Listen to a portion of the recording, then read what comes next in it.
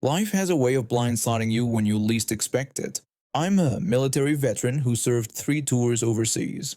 During my second tour, I took a piece of shrapnel to my right thigh that removed a chunk of muscle. The doctors did what they could, but I was left with chronic pain, limited mobility, and a noticeable limp when I get tired. I have a folding cane that I use when necessary, though I prefer not to. My partner and I had been living together in New Zealand for the past 2 years. She's American, and we decided to visit her parents in the States for Thanksgiving. It was my first time meeting them, and everything went great. Her family welcomed me with open arms. Then came the day we were supposed to fly back home together.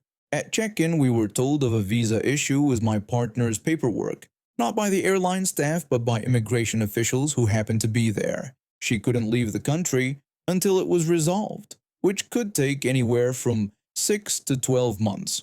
We had about 30 minutes to process this information, make emergency plans, and say goodbye. I'm not usually emotional, but this broke me. My partner is my rock, my support system, especially when my disability acts up. The thought of being separated for up to a year was devastating. I somehow made it through security, though I was such a mess that the Transportation Security Administration officers had to help guide me through while I tried to stop crying. I felt embarrassed, but I couldn't control it. When I reached the gate, my emotional state hadn't improved. The flight wasn't boarding for another 90 minutes, and the waiting area was packed. Every seat was taken, with some people even sitting on the floor. My leg was already throbbing from standing too long at security, and I knew I'd need to sit down soon. I spotted a row of seats near a family, a couple with 2 kids playing on the floor. The parents had placed bags on 2 adjacent seats, taking the entire row for themselves. I limped over, still wiping tears from my face. I politely asked the woman if I could sit in one of those seats. She bluntly refused, claiming her kids were sitting there. I looked down at her children who were playing on the floor, not using the seats at all. I apologized for the bother and hobbled away. I found a wall I could lean against and pulled out my folding cane. The pain was getting worse, and I knew standing for the next hour and a half wasn't an option. About 15 minutes passed. I noticed one of the airline staff at the gate desk kept looking over at me. She was a no-nonsense type who I'd seen earlier scolding people trying to board out of turn. She got up from her desk, went over to speak with the woman who had refused to give up a seat, then approached me. The airline staff member asked about my disability, explaining that the woman had claimed I didn't walk with a limp or use a cane until after she refused me the seat. I explained that I couldn't show my injury without removing my pants, but I gave her permission to feel my thigh where a portion of muscle was missing from a combat-related injury. She thanked me, apologized for having to ask, then went back to the woman and told her to clear one of the seats. The woman removed her bags, and I was able to sit down. A few minutes later, the woman was visibly upset. She told her husband to wait there with the kids and walked off somewhere in the terminal. I just sat there, still wiping tears, trying to mind my own business. When she returned a few minutes later, she had airport security with her. 2 officers approached me and told me I needed to come with them, explaining that the woman had filed a complaint claiming I made threats against her children. I was stunned. I hadn't spoken a single word to the family since asking for the seat. The airline staff who had helped me earlier stepped in, telling the officers that the woman's claim was false. She explained that I had been sitting there the entire time, was upset when I arrived at the gate, and hadn't spoken to anyone except to ask for a seat. She added that the woman was just upset because she had to give up a seat she was using for her bags. The security officers looked skeptical, but the airline employee asked them to stay while she made a call. The guards agreed, and she went to the desk. When she returned, she was with what looked like a supervisor. The supervisor told the family that after reviewing the security footage, they were no longer welcome to fly with the airline and would not be traveling that evening. The woman protested, asking how they could do that since they had paid for their tickets. The supervisor explained that falsely accusing another passenger of threatening her children was a serious issue and against their policy. When the woman asked where they were supposed to go, the supervisor told her they would need to speak with another airline if they wished to travel that day, and that security would take them to the main terminal. The family was led away by the security officers, with the woman still protesting. I sat there feeling guilty for causing a scene, even though I knew I hadn't done anything wrong. Eventually, I pulled myself together. When it was time to board, I lined up and presented my ticket to the same airline employee who had helped me earlier. She recognized me as the gentleman who had been harassed and told me that while they couldn't upgrade my seat, they had decided to move me to a whole row by myself so I could be more comfortable. I thanked her, but when the plane started taxiing, all the emotions I've been trying to contain came rushing back. The reality of being separated from my partner for months hit me all over again, and I broke down. I pressed the airplane pillow against my face to muffle my sobs, not wanting to disturb the other passengers. A flight attendant noticed and came over, looking concerned. She asked if I was all right and if there was anything she could do to help. I explained between sobs that my breakdown had nothing to do with the incident at the gate, but that I'd just been separated from my partner due to unexpected visa issues and might not see her for up to a year. The flight attendant told me she was sorry to hear that and would see what she could do to make my flight more bearable. Throughout the 16-and-a-half-hour flight, the Air New Zealand crew was incredible. They brought me an extra blanket, offered me hot meals even between regular service times, and provided complimentary scotch to help me sleep. One attendant even sat with me for a few minutes during a quiet period, just listening as I talked about my partner and our situation. I've flown with Air New Zealand for over a decade, but this experience showed me how far their staff will go to take care of their passengers. In what was probably the worst day of my life, they showed me kindness and compassion. As for the entitled woman who tried to have me removed from the flight, I later heard from another passenger that she and her family had to book with another airline for a flight leaving the next day, costing them an extra night in a hotel and more expensive last-minute tickets.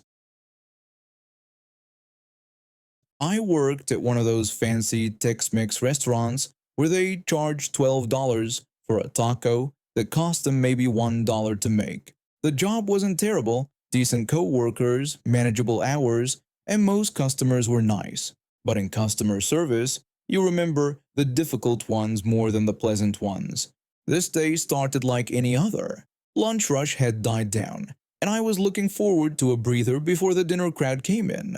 That's when she walked in with her oversized sunglasses pushed up on her head. I could feel trouble coming. She sat down at one of my tables, and I put on my customer service smile. I greeted her and asked if I could start her off with something to drink. She told me she wanted water with no ice and a lemon wedge on a separate plate, not touching the water. I nodded and went to get her water. When I returned, she was ready to order. She told me she wanted 2 quesadillas. I started to explain what came with our quesadillas: 3 cheese blend, grilled chicken, and peppers. But she cut me off. She told me she needed them gluten-free, dairy-free, and vegan. I asked about the cheese, and she confirmed she didn't want any. I then mentioned that since she wanted vegan, there would be no chicken either, which she said was obvious. I asked if she wanted our black bean substitute. She said no beans and no peppers because she was avoiding nightshades. I asked what she actually wanted in her quesadilla. She said just lettuce and tomato on our gluten-free tortilla. I told her that what she wanted wasn't really a quesadilla anymore. I suggested I could ring up her order as a veggie wrap, which would only cost $2.25 instead of the $12 quesadilla price, and offered to warm up the tortilla for her. She said no and told me she wanted the quesadilla made her way. I tried again to explain that I was trying to save her money, pointing out that the quesadilla was $12 because it came with premium ingredients that she was asking us to remove. She cut me off, saying she knew what she wanted, and if I couldn't understand, I should get the manager. I took a breath. Sometimes it's not worth arguing with customers. If she wanted to pay $12 for a warmed-up tortilla with lettuce and tomato, who was I to stop her? I confirmed her order and went to put it in. When I brought out her order, she gave me a smirk and said she knew I could do it. That made my blood boil. I was trying to help her and she was acting like I was the difficult one, but I kept my composure and continued with my other tables. About 20 minutes later, I brought her the bill and started to walk away when she yelled for me to come back. Everyone around us stopped eating and looked over. I felt embarrassed as I turned back to her table. I asked what I could help her with. She wanted to know why her bill was $24 for two quesadillas. I told her the price on the menu was $12 each. She said she didn't get any of the included items. I reminded her that she ordered two quesadillas, and that's what she got charged for. She got angry, said the charge was ridiculous and she wouldn't pay. She told me to get the manager. I found my manager who had been watching from across the restaurant. He said he would handle it and followed me back to her table. The manager asked about the problem with her bill. She said I tried to charge her full price for quesadillas that didn't have any ingredients in them. The manager told her that I had offered a cheaper option, but she asked for the quesadilla. She said it was just a tortilla with vegetables. The manager pointed out that this was why I had suggested the veggie wrap, but since she ordered from the quesadilla section, we charged accordingly. She realized she wasn't going to win. She said she would never return to our restaurant. The manager asked if she would pay with cash or card. She put her credit card on the table. I ran it through, brought back the receipt for her to sign, and she left. No tip. The table next to hers applauded after she left, and one of them gave me an extra $10. He said it was for dealing with that customer. You can lead a customer to a cheaper option, but you can't make them order it. This happened about a year ago, but it still makes me laugh to this day. I'm a bona fide nerd. I love anime, video games, and pretty much anything that falls into the geek culture category. My family has been supportive of my interests, even if they don't always understand them. They drive me to conventions and wait while I geek out over merchandise. When Black Friday rolled around last year, I was excited to hit the sales with my family. My mom, dad, aunt, uncle, and grandmother all came along. We've been up since 3 a.m. hitting various shopping complexes, and I was running on energy drinks and adrenaline by the time we decided to end the day with an escape room at the mall. When we arrived at the escape room place, the staff told us they needed time to reset the puzzles since another group had just finished. They took my mom's number and said they'd text when the room was ready. We all split up to browse different stores while we waited. I headed straight to Hot Topic, hoping to find merchandise from my favorite anime or games. While browsing, I spotted a My Hero Academia keychain with Kirishima on it and mumbled to myself about how I wished he had more merchandise. An employee heard me and we started chatting about the anime, sharing our opinion that Kirishima deserved more attention beyond just being shipped with other characters. After our conversation, she went back to stocking shelves and I continued browsing the jewelry section. That's when I heard someone asking for help, but I ignored it because I don't work there. I was wearing a My Hero Academia t-shirt, jeans, a heavy blue coat, gray and black sneakers, a Hufflepuff baseball cap, and a 2018 graduate lanyard with buttons from games and shows all over it, plus my library card and a thumb drive attached at the end. A woman grabbed my wrist, forcing me to look at her. I hate being grabbed by the wrist. It's almost the same as being slapped for me. I know how to escape a wrist grab, so I pulled away. Because she was pulling so hard, she fell backward and landed on her butt. Karen shouted at me, demanding to know what was wrong with me. I explained that I didn't like being grabbed by the wrist and that it was like being slapped to me. I added that she shouldn't grab people because she never knows how they might react. Karen blamed me for not helping her and complained about millennials these days. I told her I didn't work there and was just a nerd.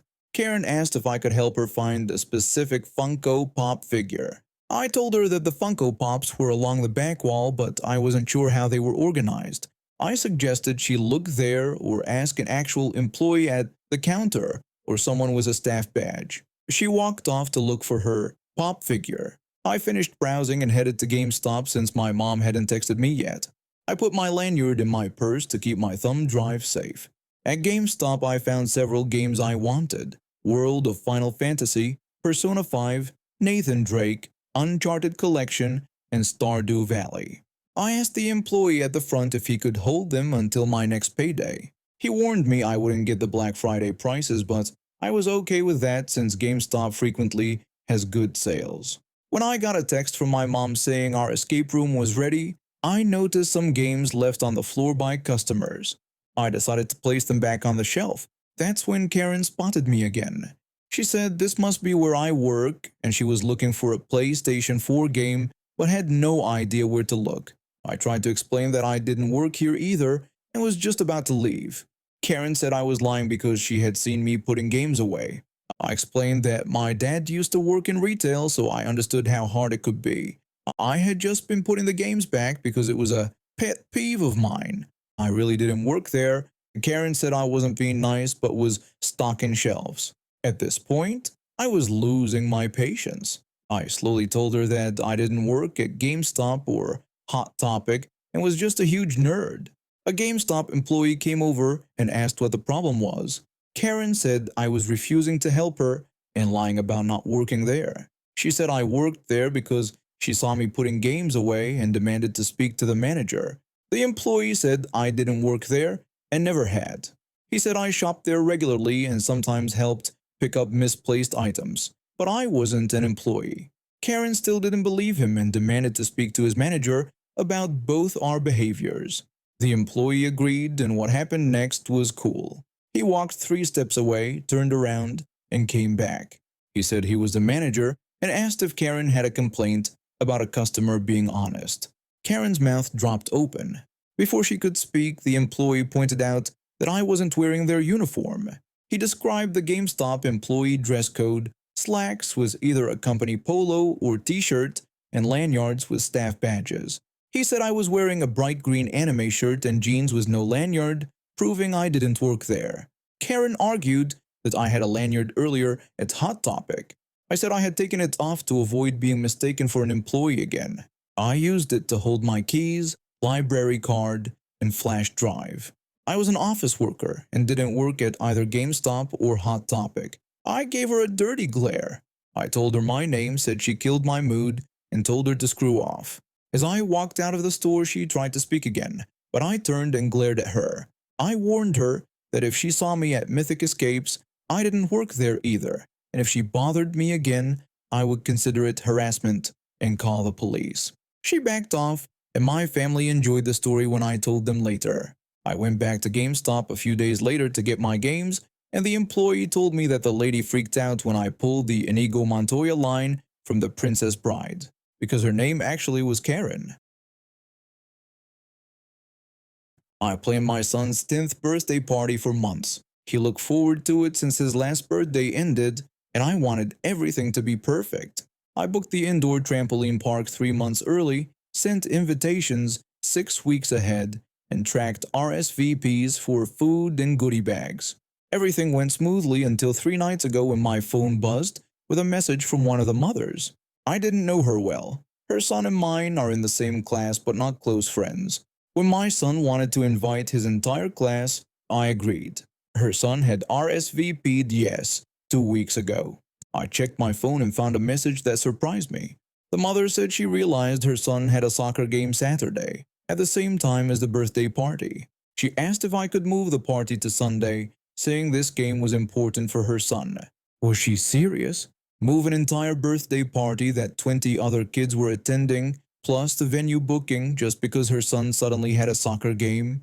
I took a breath and wrote back. In my reply, I said I was sorry about the conflict, but we couldn't change the party date.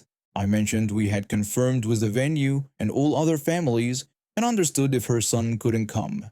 She wrote back saying this soccer game was important. She called it the semifinals and said the coach wanted everyone there. She said her son wanted to come to the party too and suggested moving it to the following weekend.